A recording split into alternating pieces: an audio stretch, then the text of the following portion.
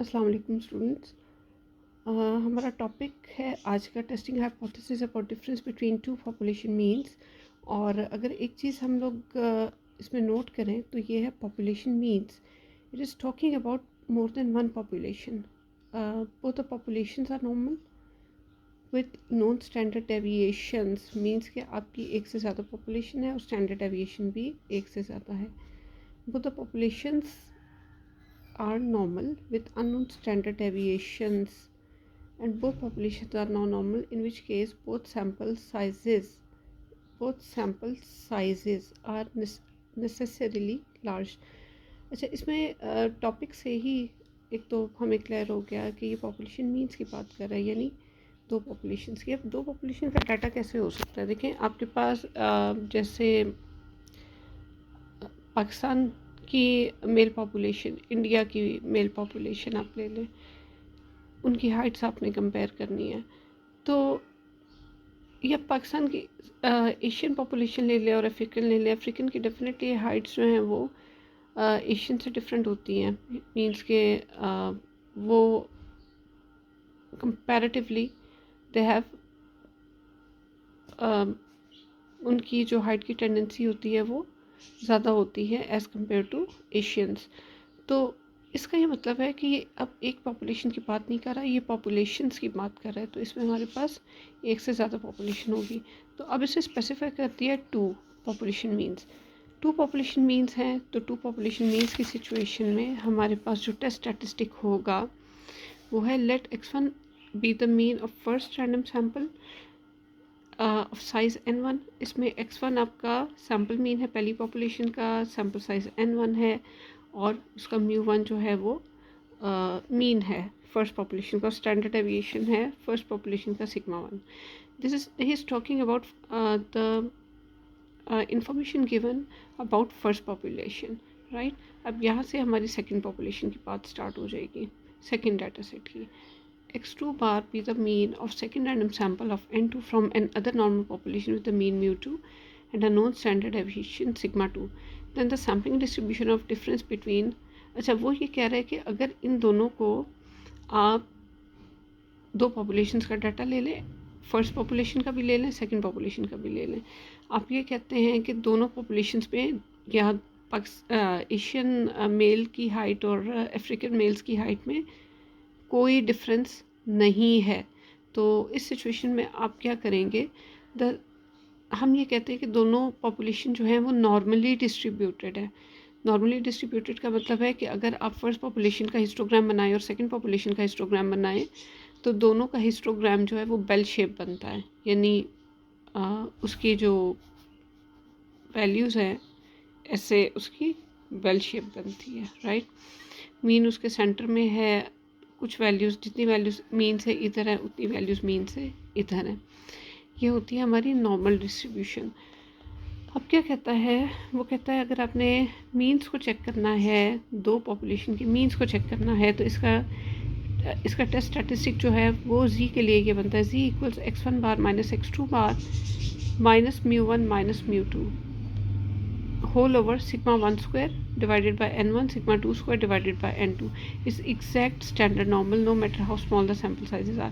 अच्छा, इससे आप कंफ्यूज हों, आप सिर्फ ये वाला टेस्ट स्टैटिस्टिक यूज़ कर लें और इस सिचुएशन में इसके एच नॉट और एच वन के हाइपोथेसिस क्या बनते हैं।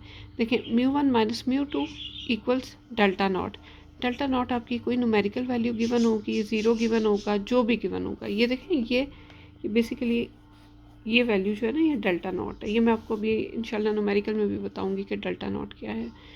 अच्छा, mu one minus mu two, he is talking about two population. जब हमारे पास वन पॉपुलेशन थी तो इसका जो हाइपोथेसिस बना था that was mu equals 52 inches, या h one colon mu is not equal to 52। ठीक है, ये आपका सिंगल पॉपुलेशन के केस में होता है। सिंगल पॉपुलेशन में आप पॉपुलेशन मीन होता है, पॉपुलेशन स्टैंडर्ड डेविएशन होता है, सैम्पल मीन होता है और उसका साइज़ होता है। ये चार चीज़ें गिवन होती हैं, राइट। अब ये देखें, ये आपके पास वन टेल है, यानी ये लेस देन की फॉर्म में है, तो ये उसका अपोजिट ग्रेटर दैन की फॉर्म में। ये ग्रेटर दैन इक्वल की फॉर्म में, तो ये लेस दैन की फॉर्म में। तो इसका जो टेस्ट स्टैटिस्टिक यूज़ होता है वो टेस्ट स्टैटिस्टिक हमारा x1 bar minus x2 bar minus delta not, और ये हमारे पास आ जाता है sigma 1 square over n1 plus sigma 2 square over n2। In case अगर आपके पास डिफरेंस एग्जिस्ट नहीं करता तो ये डेल्टा नॉट की वैल्यू आपकी ज़ीरो हो जाती है। जब ये डेल्टा नॉट की वैल्यू ज़ीरो हो जाती है तो आपके पास यही टेस्ट स्टैटिस्टिक बन जाता है। नाउ डिपेंड्स, आप ये यूज़ करते हैं, ये यूज़ करते हैं, एक ही बात है, इसमें कोई फ़र्क नहीं है। अब इसका प्रोसीजर क्या है, μ1 इसका जो हाइपोथेसिस बनता है that is h0 μ1 minus μ2 equals delta naught against the appropriate alternative, decide on the level of significance alpha, z equals x1 bar minus x2 bar minus delta naught over square root of sigma 1 square over n1 sigma 2 square over n2। और इसके corresponding आप देख लें, इसके corresponding आप देखें कि आपके पास जो टू टेल हाइपोथेसिस है, टू टेल हाइपोथेसिस मैं आपको बता देती हूँ, यहाँ पे देखें, ये आपका टू टेल हाइपोथेसिस है ना, तो इसके कॉरस्पॉन्डिंग आप देखें, इसका क्रिटिकल वैल्यू क्या बनेगी, z is less than minus G alpha by two, z is greater than G alpha by two. h1 आपको मैंने पहले भी बताया था कि आपका जो क्रिटिकल रीजन है वो आपका h1 को देख के बनता है। तो ये देखिए इसका h1 क्या है, h1 ये है, इसका यहाँ पे लिखा हुआ है ये। जब सॉरी ये फर्स्ट वाला, अगर h1 आपका ये है तो इसका जो क्रिटिकल रीजन है या रिजेक्शन रीजन है that would be z calculated is less than minus z alpha by 2 and z calculated is greater than z alpha by 2। सो अगर वैल्यू इससे आउटर एग्जिस्ट करेगी तो वो आपके पास रिजेक्शन रीजन में या क्रिटिकल रीजन में फॉल करेगी। अच्छा, अब आपके पास ये हाइपोथेसिस है सेकंड वाला, यहाँ पे देखें, this is your second hypothesis, और ये क्या है आपके पास, h1 is μ1 minus μ2 is greater than delta naught. आप ये देखें कि z कैलकुलेटेड अगर z टेबुलेटेड से ग्रेटर होगा तो आपका वो रिजेक्शन रीजन में फॉल करेगा, और अगर z is less than minus G alpha by two, इसमें वही वैल्यूज़ यूज़ होंगी जो आपकी टेबुलेटेड वैल्यूज़ थी आपके पेज नंबर मेरा ख्याल 138 पे दी हुई थी, या 130, let me check, yes on page number 138। Okay, अच्छा इसकी एग्जांपल आप देख लें, ये तो आपका क्रिटिकल रीजन हो गया या रिजेक्शन रीजन हो गया। Compute the value of z from the sample data, जो कंप्यूटेशन आती है, ये वाली कंप्यूटेशन जो आप न्यूमेरिकल वैल्यू, ये आपका स्टेप नंबर 5 है। अच्छा, एक चीज़ जो आपके पेपर में लैकिंग जो मुझे लगी, आपने स्टेप्स को भी फॉलो नहीं किया। ये मैंने आपको कहा था कि एग्जैक्टली वही स्टेप होते हैं जैसे आप अपने जो आपका टेस्टिंग ऑफ हाइपोथेसिस का जो प्रोसीजर होता है ना, आप एग्जैक्टली उस प्रोसीजर को फॉलो करते हैं। सबसे पहले आप हाइपोथेसिस बनाते हैं, फिर लेवल ऑफ सिग्निफिकेंस होता है, फिर टेस्ट स्टैटिस्टिक होता है।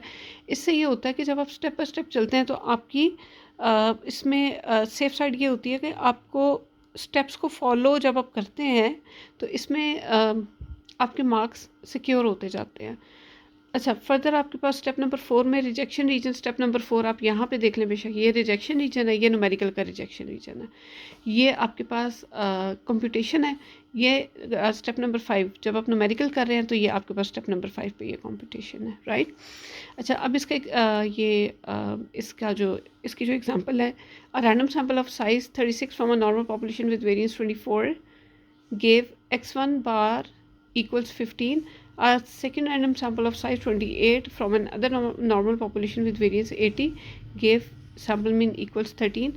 Test the hypothesis μ1 minus μ0। अब यहाँ पे ये देखें, आपको ये हाइपोथेसिस गिवन होगा, अगर आपको क्वेश्चन में हाइपोथेसिस गिवन होगा, ठीक है। अच्छा, ये अगर आप देखें तो ये आपके पास डेल्टा नॉट की वैल्यू है। ये मैंने अभी आपको पहले कहा था कि डेल्टा नॉट अगर न्यूमेरिकल वैल्यू गिवन होगी तो न्यूमेरिकल वैल्यू आपने सब्स्टिट्यूट करनी है। अब चूंकि यहाँ पे आपके पास 0 गिवन है तो डेल्टा नॉट की वैल्यू आपके पास 0 हो जाएगी, ओके। अच्छा, step number 1 hypothesis, step number 2 level of significance, step number 3 test statistics, step number 4 critical region, step number 5 computation में देखें, this is 1.06, it is following within the acceptance area. तो यहाँ पे आपके पास फाइनली आप क्या conclude करेंगे, आपका अपने h0 को आप एक्सेप्ट कर लेंगे और आप कहेंगे there is no difference between both population means, there is यानी ये डिफरेंस है ना μ1 माइनस μ2, तो जब डिफरेंस ज़ीरो होता है तो हम क्या कहते हैं कि कोई डिफरेंस नहीं है, तो there is no difference between both population means, या हम ये भी कह सकते हैं कि ये दोनों पॉपुलेशन मीन्स सेम है। Okay, it is again about to tailed, और इस टू टेल्ड में आप ये देख लें कि आपके पास पॉपुलेशन स्टैंडर्ड डेविएशन की वैल्यू, ये आपके पास पहला सैंपल है, ठीक है। इस पहले सैंपल से आपने क्या करना है, पहले आपको x1 बार गिवन होता है ना, तो अब आपको x1 बार गिवन नहीं है, आपने अपने फर्स्ट सैंपल का मीन फाइंड कर लेना है, x1 बार निकाल लेना है, विच इज़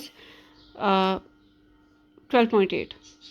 अच्छा, फिर आपने सेकंड वाला सैंपल जो b है इसका मीन निकालना है, तो इसका मीन आएगा 13.675, और इसकी कैलकुलेटेड वैल्यू है -2.11। -2.11 is not lying between -1.96 and +1.96, so you will reject H0 on the basis of evidence that there is significant difference between both population means, right? significant का मतलब है कि ज़्यादा फ़र्क है significant difference का, तो ये दोनों डिफरेंट हैं, दोनों पॉपुलेशन मीन्स।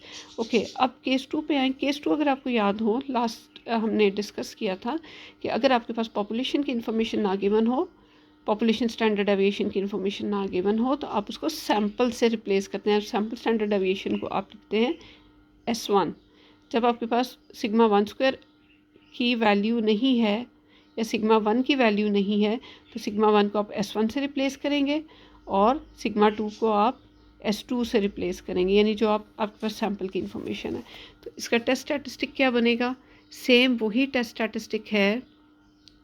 इसमें एक कंडीशन क्या है, if sample sizes are large n1 and n2 both greater than 30, we can assume that sampling distribution is approximately normal। अच्छा, अगर आपके पास सैंपल जो है वो 30 से बड़ा हो जाए तो आप ये अस्यूम कर लेते हैं कि आपकी डिस्ट्रीब्यूशन जो है वो नॉर्मल है, यानी आप अपनी पॉपुलेशन को या आप अपने डाटा को जब प्लॉट करेंगे तो वो जो हिस्टोग्राम बनेगा that would be well shaped. Okay, अच्छा, ये टेस्ट स्टैटिस्टिक आप देखें, ये वाला z equals x1 bar minus x2 bar minus delta not whole over standard deviation, whole over square root of variance of first sample divided by first sample size plus variance of second sample divided by second sample size। अच्छा, ये मैं आपको यहाँ पे दिखा दूँ, बल्कि previous page में आपको ये दिखा देती हूँ। यहाँ पे आपके पास क्या था, बेसिकली डेल्टा। ये यहाँ पे देखें, ये let me turn on the page. अच्छा, यहाँ पे देखें, ये z है, x1 bar minus x2 bar minus delta not over sigma 1 square over n1 sigma 2 square over n2, और पेज नंबर 147 पे देखें, that is sigma 1 bar minus sigma 2 x1 bar minus x2 bar minus delta not whole divided by square root of s1 square। Simply we have replaced our population variance by sample variance, that's it। और इसका numerical आप देखें तो numerical इसका hypothesis 2 tell है। इसके data को ज़रा स्टडी करते हैं कि क्या है data. Here's example 16.12. A form of intelligence test was given to random samples of soldiers and sailors in a certain country. The following results were recorded. Soldiers, the sample of 332 soldiers were taken with the mean 12.78। अच्छा, अब आपको कैसे पता चलेगा कि ये आपके पास sample का मीन है, और आपको ये कैसे पता चलेगा कि इस सैंपल का स्टैंडर्ड डेविएशन है। देखें, आपके पास ये टेबल की फॉर्म में गिवन है।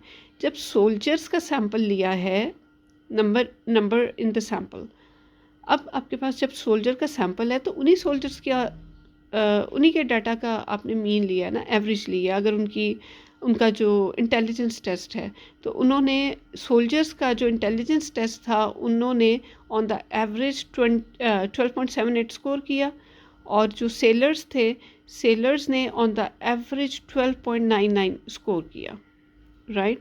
उनका intelligence on the average intelligence जो थी वो 12.99 थी, और sample standard deviation is this. Now यहाँ यहीं पे हम लिख लेते हैं, this is n1, this is n2, this is x1 bar, here's x2 bar, and this is a sample standard deviation. This is not variance. So we will write here S1 and S2. That's it. And we have, as we have the test statistic Z equals x1 bar minus x2 bar whole over s1 square over n1 plus s2 square over n2. So we get here the calculated value. When we substitute data, we get the value 1.24. As we know that at 5% level of significance, it is plus minus 1.96. From 1.96 and plus 1.96, z lies between minus 1.96 में इसको लिख रही हूँ यहाँ पे. z calculated lies between minus 1.96 and plus 1.96. If your z calculated lies between these two values, if you look at this, I'm going to interpret this term, right? अब हम ये देखते हैं कि z calculated is 1.24 which is lying between minus 1.96 and 1 plus 1.96. So we accept our null hypothesis. Okay, for the next third case, ये वही third case है, if you remember, जहाँ पे हमने पेज नंबर 138 पे हमने ये 6th केस की बात की थी. To test whether the difference between means of two non-normal distributions is equal to specified value delta naught when sample sizes are large.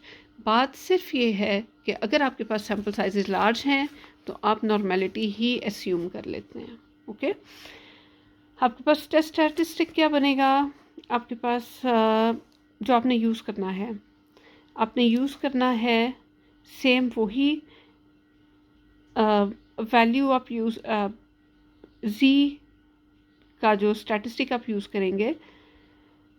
अच्छा, इसमें भी सेंट्रल लिमिट थ्योरम की बात की है. सेंट्रल लिमिट थ्योरम मैंने आपको कल भी बताया था. अगर आपकी पॉपुलेशन नॉन नॉर्मल है, लेकिन अगर आपके पास डाटा बहुत बड़ा है, 30 से ग्रेटर वैसे हम बड़ा ही लेते हैं, तो हम सेंट्रल लिमिट थ्योरम में कहता है कि आप नॉर्मेलिटी ही एस्यूम कर लें. आप ये एस्यूम कर लें कि आपकी पॉपुलेशन जो है, जो नॉन नॉर्मल पॉपुलेशन थी, अब वो नॉर्मल बन गई है. ये आसान अल्फाज में मैं आपको बता रही हूँ. ओके, अच्छा, अब वो ये कहता है कि आपके पास चूँकि नॉन नॉर्मल पॉपुलेशन है, नॉन नॉर्मल पॉपुलेशन में आप नॉर्मेलिटी एस्यूम कर रहे हैं, तो ये क्या है, z equals x1 bar minus x2 bar minus mu one minus mu two. ये वही minus mu one minus mu two का मतलब है डेल्टा नॉट, राइट. और ये standard error of x1 bar minus x2 bar. आप इस स्टैंडर्ड एरर को भी रहने दें, आप ये वाला स्टैंडर्ड एरर कर लें जो नेक्स्ट पेज पे मैं आपको बता देती हूँ. A random sample of size 40 from a non normal population yielded the sample values. एक रैंडम सैम्पल लिया, उसमें से सैम्पल मीन आया 70.4 और उसका वेरिएंस आया 31.4. And other random sample of size 50 from a second non normal population yielded. अब ये देखें, नॉन नॉर्मल है और इसका साइज़ कितना है, 30 से ग्रेटर है, और सेकेंड नॉन नॉर्मल है, इसका साइज़ कितना है, 50 से ग्रेटर है. सो हमने यहीं पे नॉर्मेलिटीज़ की एस्यूम करनी है. x2 बार, ये सेकंड सैम्पल की बात कर रहा है, सेकंड सैम्पल का mean x2 bar equals 65.3. Second variance, second sample variance is 44.82. Test the hypothesis μ1 minus μ2 is less than equal to 2 against μ1 minus μ2 is greater than 2. Okay, अब ये देखें, ये आपका वन टेल है, वन टेल. इसमें not equal वाली बात ही नहीं है. इसमें μ1 minus mu two is less than equal to 2 and μ1 minus mu two is greater than equal to 2. तो इसमें आपके पास ये आपने अपना फर्स्ट पे हाइपोथेसिस लिखा, सेकंड पे आपने ये. अब यहाँ पे देखिए, आपका z कैलकुलेटेड की z स्टैटिस्टिक क्या बना, x1 bar minus x2 bar minus 2. ये माइनस 2 कहाँ से आया? This was basically your delta naught. आप इसको लिख लें, इसको लिख लें, x1 bar minus x2 bar minus delta not. और इस डेल्टा नॉट को आप कहते हैं, ये डेल्टा नॉट मैंने आपको भी लेक्चर के स्टार्ट में बताया कि अगर आपके पास डेल्टा नॉट की वैल्यू गिवन है तो that is your numerical value. अगर यहाँ पे 0 है तो आप यहाँ पे डेल्टा नॉट को 0 लिखेंगे, और अगर यहाँ पे 2 है तो definitely you will write here 2. Now आपका चूँकि वन टेल टेस्ट है, 5% लेवल ऑफ सिग्निफिकेंस है, so your critical value is 1.645। Again आपकी जो क्रिटिकल रीजन है वो आपके टेस्ट स्टैटिस्टिक को, आपके H1 को देख के आपका क्रिटिकल रीजन बनता है। अगर H1 आपका ग्रेटर देन की फॉर्म में है तो क्रिटिकल रीजन भी आपका ग्रेटर देन की फॉर्म में होगा, और अगर लेस देन की फॉर्म में है तो क्रिटिकल रीजन भी लेस देन की फॉर्म में होगा। अब आप ये देखें, आप इसको वैसे अस्यूम कर लें कि Z कैलकुलेटेड अगर 1.645 से बड़ा होगा तो आप अपने H0 को रिजेक्ट कर देंगे। Now we see what is Z। Z calculated is 2.34. As it is falling in critical region, we reject our null hypothesis and we assume that mu1 minus mu2 is greater than 2. So here the topic of testing of population mean is completed. We will not go towards population proportion. We will just we have completed till page number 149. Okay, exercises पे आ जाएं, और exercise questions आपने वही करने हैं जो आपके population proportion से पहले तक हैं, और ये होपफुली आपके पास आ जाएगा पॉपुलेशन प्रोपोर्शन यहाँ तक। पेज आपके पास है 16.24 तक आपके पास एक्सरसाइज है जो आपने करनी है। फर्दर अगर आपको कोई कन्फ्यूजन हुई तो कमिंग क्लास जो भी आपकी होगी इंशाल्लाह उसमें हम डिस्कस कर लेंगे। Thank you very much. अल्लाह हाफ़िज़।